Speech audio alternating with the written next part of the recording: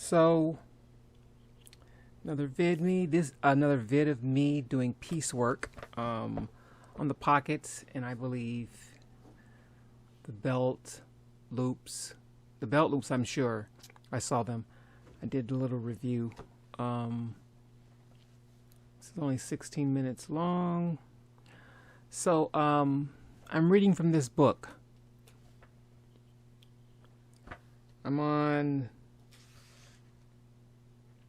I'm page 13 by Katie Knowles.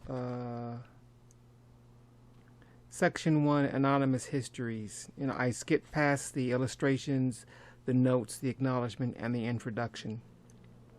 And I've gone straight to the Section 1, Anonymous Histories. And this is haunting for me. And I'm reading because I am a aspiring black designer. So I'm trying to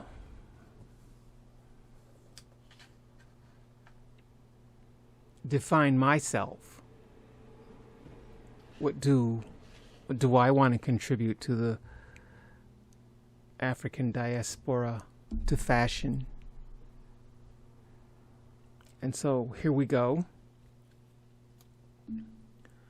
The fabric of fast fashion. Enslaved wearers and makers as designers in the American fashion system. Katie Knowles. On June 1, 1830, Lucy Ann Brown was taken to the Baltimore jail as a runaway. She was wearing a green bonnet, a common cotton shawl, a red plaid frock, a blue and yellow plaid apron, but no shoes or stockings. Sources such as this runaway slave advertisement taken out by slavers to help track down and reclaim enslaved people who escaped their bondage reveal a visualization of slavery, demonstrating that everyday wear of enslaved Southerners in the antebellum period was highly individualized and comprised a multitude of fabrics, colors, and styles. By providing low quality and limited wardrobes to enslaved peoples, enslavers created a code of dress that was meant to mark enslaved people as outsiders. Although many runaway advertisements list enslaved people, I lost my place. Although many runaway advertisements list quite a quantity and variety of clothing worn by enslaved people, such as the description of Brown's apparel, other advertisements speak of desperate conditions. One advertisement, which gave no name for a 30-year-old man who freed himself in Virginia in the late spring of 1852, noted that his clothes were so filthy and tattered that their color cannot be known. A jailer who incarcerated Jacob as a runaway did not even attempt to explain Jacob's apparel, simply stating that his clothing was so much worn out that a description cannot be given. Yet enslaved people manipulated and supplemented the clothing allowance provided to them. During the antebellum period, enslaved people designed alternative dress codes that were usually misunderstood, unacknowledged, or appropriated by the dominant American fashion system. Necessity created by limited access to quality apparel inspired enslaved people to design new methods of expressing fashionability. Enslaved fashion creators seized opportunities to assert their personal identities and tastes. Ain't that some mess?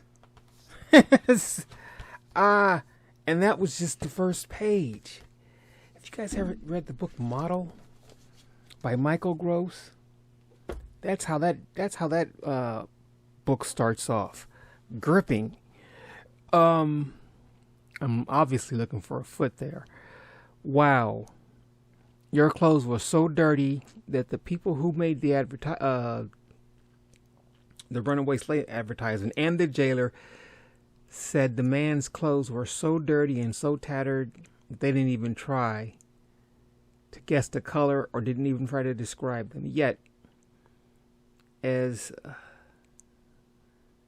black and African ancestors, my ancestors, they found a way to express themselves.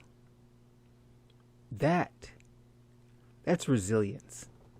That's resilience. And I hope to embody that resilience. I don't know if I can. I don't know how well I'm doing it, but I was just blown away. And I've had that book for the better part of 2 years now, maybe even 3, and I'm just cracking it. So I'll be reading more from that book, different parts here and there, talking about the, or rather trying to discuss the designers. 2 of the designers, I figured that instead of reading from the book, I would also look online, and I found 2 designers online that were not in the book. So I'm going to have to necessarily double check my work and back it up with different sources of material. What am I doing here? I know I was looking for a I'm looking for a piece, and I just don't know. Like my makeshift storage container there. One person told me it was inventive and ingenious, and another person told me it was trash. So far it's 50-50. I needed something to put, that's what I was looking for, I think, if I'm not mistaken. That magnet. See, yep, that's what I was looking for. I didn't know where it was. You have to use what you have, you know. I was on model.com back in the days, 1999, 2000, 2001. And that's just a different story I wanted to tell you. I have this book on photography on how to shoot. This guy is a very practical, cold, to the point. Anyway, he was stating that, photographers don't need a bunch of equipment to be called a photographer. People go out and they buy a bunch of equipment, and they buy a bunch of this, that, and the other, and doodads and bells and whistles, and they call themselves photographers. But this guy was saying, I has the book over there, maybe I'll get it one day and I'll put up a picture like I did with the black designers. But this guy was saying that when you get published and or paid, then you're a photographer. Other than that, you're just a guy or a woman with a bunch of fancy equipment. So if you need a bunch of fancy equipment, if you can't makeshift, if you can't jerry-rig, if you can't maneuver, if you can't find ways to not have to always spend a bunch of money on a bunch of fancy equipment, then you're not really very a successful photographer. And that stuck with me. That's where that model.com thing, because there's a story that relates to that. But yes, he was saying, like people go out and they buy those reflectors, to reflect and block and dim and brighten lights. Those things cost a lot of money. He was saying that, and the guy's pretty well known too, you can get a piece of foil and slap it on some cardboard. It works just as well. If you need a big fancy machine, if you need a big fancy camera, if you need reflectors and lights and all that stuff, because you have to get started somewhere. So if you don't have that, then how do you get started? And that's what he was getting at. People needing or trying to put you down. Either people saying that I need this in order to be considered, or someone saying that you're not really XYZ because you don't have this marquee bell and or whistle. And so that stuck with me. I have 7 sewing machines. You're just looking at one of them. So having 7 sewing machines doesn't make me a seamstress, and it doesn't make me a fashion designer. What makes me a seamstress is I sew. You're going to see me sew, so I can sew.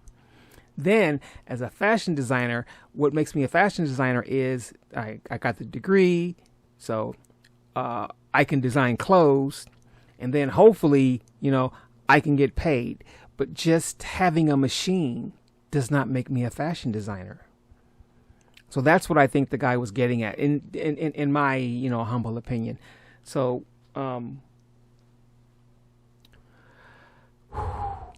as coming from a people who have been treated unfairly, that resilience, that is just, to me, it's remarkable. It is. I don't know how else to put that. And yet, we were, my ancestors, black, enslaved, former enslaved and or sharecroppers, I guess.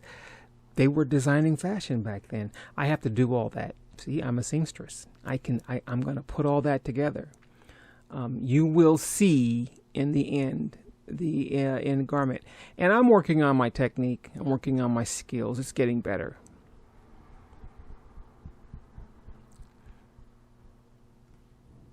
I do want to sell these. So if you guys want to buy these stuff, there's the website right there. These are almost done. I just finished up the batch today. That is an item or a line that's coming, a drop that's coming soon. And it may not be that actual garment. I may switch it up just a little bit, but that's the ideal. So I may add some doohickeys there or take some stuff away. Then again, it might be exactly like that. I don't know. It depends. But that is coming soon, though. So I think I'm going to start now. Yepper. 10 minutes in. This is only a 16-minute long video. This is the belt.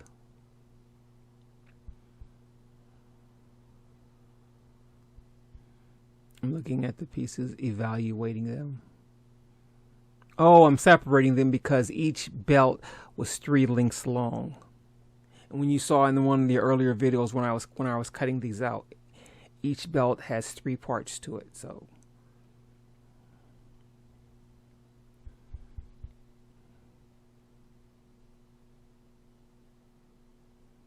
and there are 4 dresses, so there's 4 belts.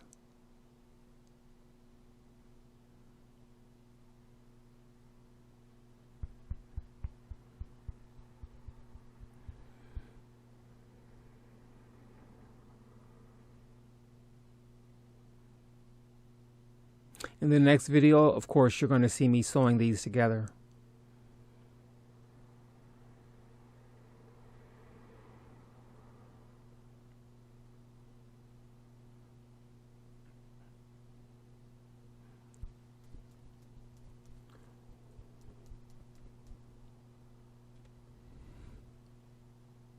I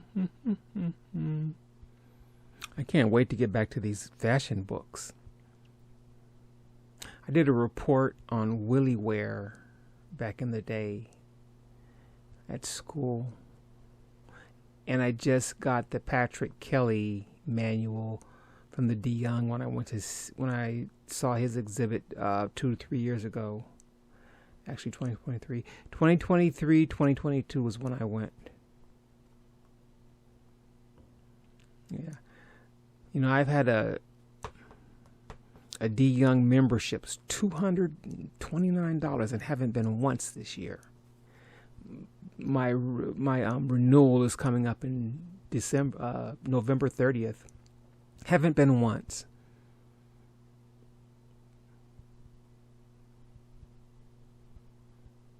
They have some pretty good fashion exhibits, though, to be perfectly honest.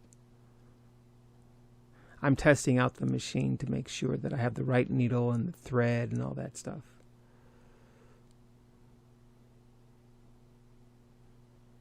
Obviously, the feet are giving me issues, so I keep checking them.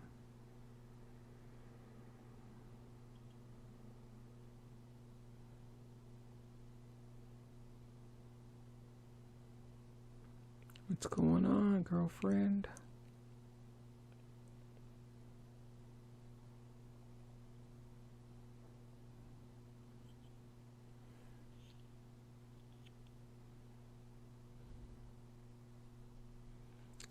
Please like, comment, share, subscribe.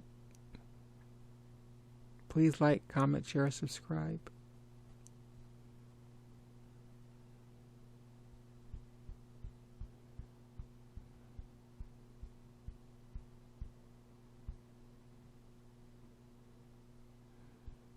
Please like, comment, share, subscribe.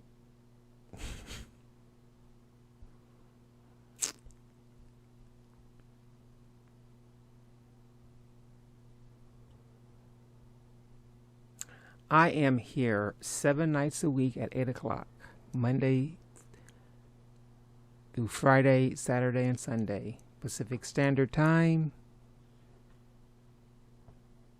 I try to get in there in the comments in case anyone has any questions. Every now and then I do slip up. If I'm gone, you know, shopping or something like that. But I'm pretty good at being here at 8 o'clock.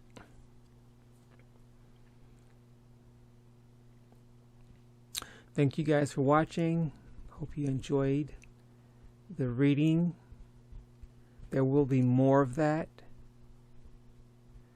Some more historical context as I chart my journey, my course into the fashion world.